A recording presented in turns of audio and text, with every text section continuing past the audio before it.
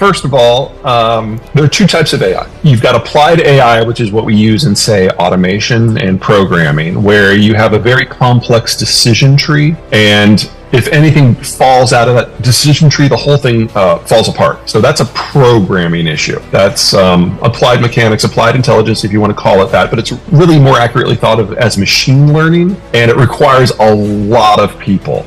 One of the reasons the Chinese are pretty decent at this space is they have a lot of people. And so when you throw a lot of folks who earn only $15,000 to $20,000 a year at a problem like this, you can do a lot of programming.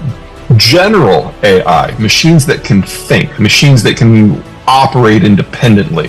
This is like getting into like automated driving, for example. General AI, general intelligence.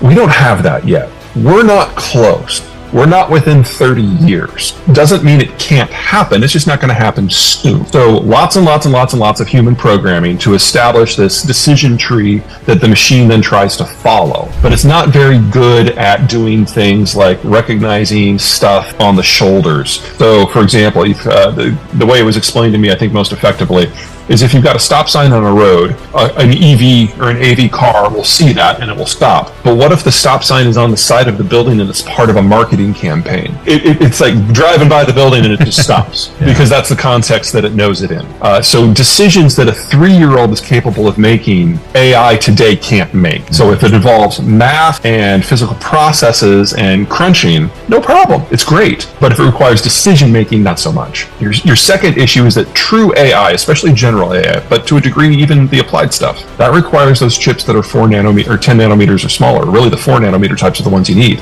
And if anything goes wrong with the international trading system, those just go away for a decade. And we're going to see that happen in the next year or two. So it's not that this is a dead sector. It's not that there's no potential, but the hype has gotten ahead of where our capabilities are, and the hype has gotten way ahead of what our material constraints are. Now, one of the things to remember about ChatGPT and any sort of internet-based AI system, that's based on a server. That doesn't have to worry about the mechanics of movement. And that means you can do things with that at scale that you can't do with some of these other applications that people are really excited about. So that is definitely a technology to keep an eye on. I'm of the general view that not all of Bitcoin is fraud. Some of it's just a pyramid scheme. There's no use case. I think this is going to be kind of like Betamax a few years from now, that people will look back on it and just, why did we ever think that was a good idea? No, I mean, the blockchain that's behind it is really interesting, and I think it's going to revolutionize a number of sectors, but it's really hard to invest in the blockchain. It's because it's a digital technology as opposed to a product.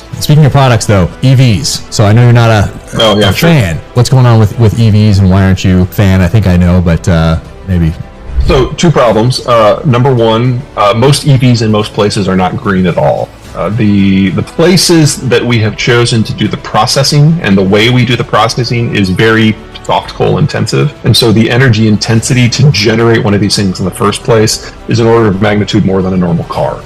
And most of this stuff is processed in China with coal. With silicon, you basically bake it with coal until everything that's not silicon boils away. And aluminum is the most energy intensive metal that humans create. And again, it's processed with coal power in China. And so if you're looking at like the Tesla propaganda, they basically claim that their cars are made with 100% green tech, and that doesn't happen anywhere in the world. It's almost exclusively coal.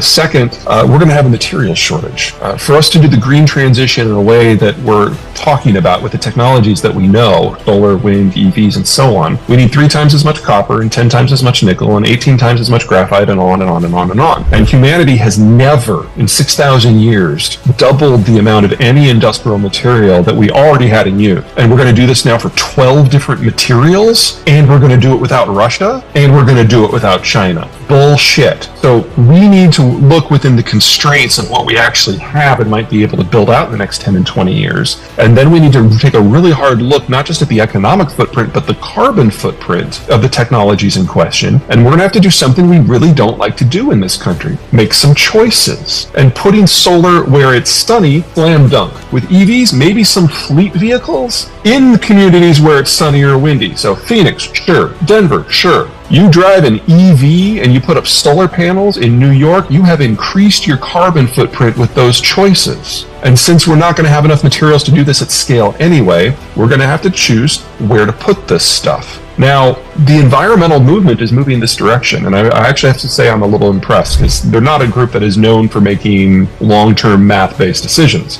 What's going on in Europe right now is, because the natural gas from the Russians going into Germany has basically gone to zero, they're discovering that their solar and their wind system are not all that it's cracked up to be, because Germany is a very non-windy, non-sunny country, and they've had to plug the gap with soft coal, lignite. And so it's now about half of their electricity generation. Don't look at German stats. The Germans lie about their stats. They go by power used, not by power generated. So when the sun comes up in the morning, they count all of their green power. But a lignite power plant takes more than a day to spin up and down, and they need it for the night. But that means they also have to leave it running for the day. So they don't count what happens during the day, even though it's more than the sun. Anyway, so if you look at it from a more non-Enron, more honest approach, they're getting about half of their power from coal now, making it one of the dirtier economies out there. So the German Greens and the California Greens, two geographies that have relatively similar policies when it comes to adopting green tech. They're having a conversation about the numbers. The Californians have spent about 1/3 as much in putting up green tech, but they get 5 times as much electricity because it's actually sunny in California. And the conversation of why it's working in one place and another, this conversation, it has an easy answer, basic geography. And they should have had this conversation 15 years ago, but they're having it now. As it becomes obvious that we're not going to have as much zinc and lithium and the rest, we're going to have to choose where this stuff goes. And it's not going to go in Germany. What have we outsourced that is dangerous, that we can't pull back immediately? And why did we do that? Well, let's start with the Russians. The Russians are a major exporter of any number of energy, food, and industrial commodities. They were an exporter of none of them except for oil if you go back to 1992. So they're now the top or second or third top producer for coal, for oil, for natural gas, for palladium, for platinum, for wheat, for fertilizer, and on and on and on. And they were number 3 for oil 30 years ago. And part of the post-Cold War globalization era is bringing in parts of the system that had not been part of it before. Russia makes that list. The single biggest vulnerability the United States has from the Russians is palladium, because you use that in every single semiconductor, and they are 40% of the global total. We cannot have chips in volume without the Russians. There's just no way around that.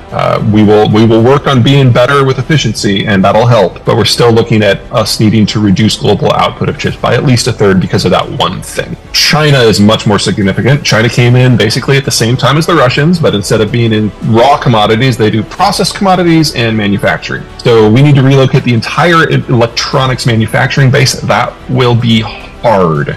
To do electronics manufacturing, you need a differentiated labor force, because the person who does the die cast does not do the wiring, does not do the coatings, does not do the programming, does not do the camera, does not do the lenses, does not do the motherboard, and so on. Each of those is a different labor force. And you've got a dozen different labor forces in the East Asian Rim that have been able to trade peaceably for the last few decades, and that's where electronics goes. We can partially recreate that ecosystem with Colombia and Mexico, but it's not going to be on the same scale, and it's going to cost more. The biggest problem is shorter term, and that is materials processing. So China is the world's processor, not just for steel and aluminum, but for lithium and copper and cobalt and molybdenum and all around. And none of this is difficult. Most of it's 1940s or earlier technology. A lot of it's not even expensive. And the United States is the cheapest energy in the world because we've got great wind, great solar, and the shale revolution. So it's not that we can't do it. It's just that the whole kit and caboodle has to be relocated before we can consider anything else. Because if you can't get the raw materials, it doesn't matter if you got the electronic supply chain system set up. So we need to rebuild that. The Gulf Coast is the logical choice because that's where the cheapest energy is and the most